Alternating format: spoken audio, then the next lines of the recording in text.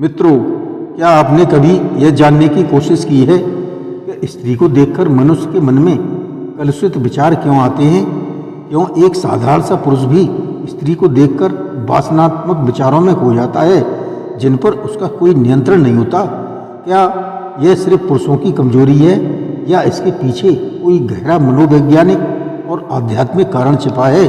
क्या यह संभव है कि मनुष्य अपने विचारों पर पूर्ण नियंत्रण पा सके और अपने भीतर ऐसी स्थिति विकसित कर सके जहां उसकी बुद्धि पूर्ण रूप से स्थिर और निर्मल हो जाए? आज हम आपको सुनाने जा रहे हैं ऐसा रहस्य जो सिर्फ एक कथा नहीं बल्कि एक ऐसा रहस्य है जिसे जानकर आपका संपूर्ण जीवन बदल सकता है। यह कथा आपको बताएगी कि कैसे एक साधारण मनुष्य भी अपने विचारों पर विजय पा सकता है और अनासक्ति योग के माध्यम से अपने भीतर स्थिरता और शांति प्राप्त कर सकता है। यदि आपने इस रहस्य को अधूरा छोड़ा तो यह जानकारी भी अधूरी रह जाएगी। इसलिए इस लेख को शुरू से अंत तक जरूर सुनें और सब्सक्राइब कमेंट करके बेल आइकन दबाना न भूलें और इस ज्ञानवर्धक लेख को अपने परिवारों और मित्रों में शेयर अवश्य करें। धन्यवाद। नमस्कार, मैं रणवीर सिंह लोटस एंटरटेनमेंट में आपका हार्दिक स्वागत करता हूं। मित्रों, हस्तिनापुर के महल में संजय महाभारत का युद्ध का आंखों देखा हाल सुना रहे थे। उन्होंने बताया कि कुरुक्षेत्र में युद्ध से पहले भगवान श्री कृष्ण और अर्जुन के बीच एक गूढ़ संवाद चल रहा था। यह संवाद केवल उपदेश नहीं बल्कि आत्मविजय का दिव्य संदेश था। अर्जुन के भीतर उठ रहे असंख्य प्रश्नों का उत्तर देते हुए श्री कृष्ण ने उसे मन और इंद्रियों पर नियंत्रण रखने का मार्ग बताया। इसी संदर्भ में अर्जुन ने एक जिज्ञासा प्रकट की कि हे माधव, मनुष्य का मन स्त्री को देखकर विचलित क्यों होता है? क्यों पुरुषों के भीतर अपवित्र विचार उत्पन्न होते हैं? तब श्री कृष्ण मुस्कुराए और बोले, हे पार्थ, यह संसार कामनाओं की धाराओं में बह रहा है। मनुष्य की इच्छाएं असीमित हैं। जब तक मनुष्य अपनी इच्छाओं को नियंत्रित नहीं करता तब तक वह उनका दास बना रहता है। मनुष्य की सबसे बड़ी दुर्बलता उसकी इंद्रियां हैं। जब आंखें किसी सुंदर वस्तु को देखती हैं तो मन उसे पाने के लिए व्याकुल हो जाता है। स्त्री के सौंदर्य को देखकर मनुष्य का मन उसी की ओर आकर्षित होता है क्योंकि उसकी बुद्धि विषयों में फंसी होती है। हे अर्जुन, मनुष्य की एक कामना अनेक कामनाओं को जन्म देती है। मनुष्य जितना अधिक विषयों की ओर आकर्षित होता है उतना ही वह अपने तृष्णा रूप दलदल में फंसता चला जाता है।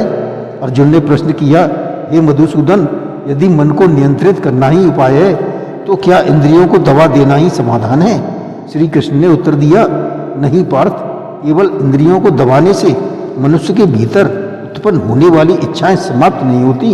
यदि कोई व्यक्ति जबरदस्ती अपनी आंखें मूंद ले तो क्या उसके मन में विचार आने बंद हो जाएंगे? नहीं। यदि कोई व्यक्ति अंधा हो जाए तो वह सुंदरता की कल्पना कर सकता है। इसलिए समस्या इंद्रियों की नहीं बल्कि हमारे मन की है। जब तक मन विषयों की तरफ आसक्ति से मुक्त नहीं होगा तब तक इंद्रियों का संयम व्यर्थ रहेगा। उसी समय भगवान श्री कृष्ण ने एक और उदाहरण दिया, हे पार्थ, जैसे कोई व्यक्ति आंखें बंद करके भगवान से ध्यान लगाने का प्रदर्शन करता है परंतु उसके मन में ईश्वर के स्थान पर किसी स्त्री की छवि घूम रही होती है तो उसकी साधना करना व्यर्थ है। बाहरी दिखावा करने से मन की इच्छाएं समाप्त नहीं होती। श्री कृष्ण ने आगे कहा, मनुष्य का मन स्त्री को देखकर गंदे विचार क्यों करने लगता है? क्योंकि वह अपनी इच्छाओं पर नियंत्रण नहीं रखता। जिस वस्तु पर हमारा मन ज्यादा जाता है वही उसकी चेतना का हिस्सा बन जाती है।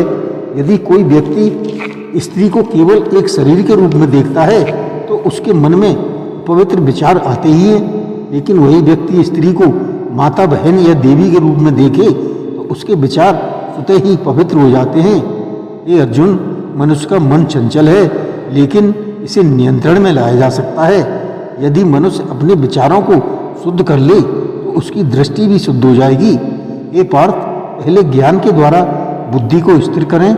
जब बुद्धि स्थिर होगी तो मन भी स्थिर हो जाएगा और जब मन स्थिर हो जाएगा तो इंद्रियां विषय की ओर आकर्षित नहीं होगी।